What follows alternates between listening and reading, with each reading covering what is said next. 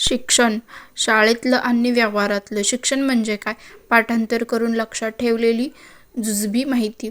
ज्याचं पाठांतर जास्त तो हुशार, ज्याचं कमी तो मागे पडणार. म्हणूनच शिक्षण संपतं तेव्हा बरंचसं विचारलं गेलं तरी चाललं.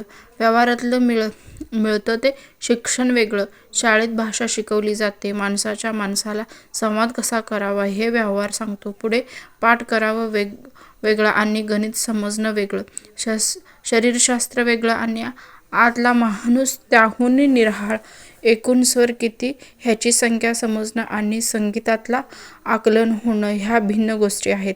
ह्या सर्व उंची आणि जाडी वाढवणाऱ्याची, मनाची खोली वाढवणाऱ्याची गोष्ट वेगळी. तेवढ्यातच व स्वहर नजरेने आपण प्रतिसाद देणारा एक शरीर शिकवतो. डिग्री पाहून, ऐपत पाहून 2 रुपयांचा नारळ, 5 रुपयाचे पेढे, 8 आण्याचा हार आणि चपला सांभाळणाऱ्या बाईला 10 पैसे.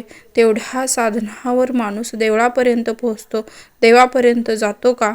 बरोबर ना?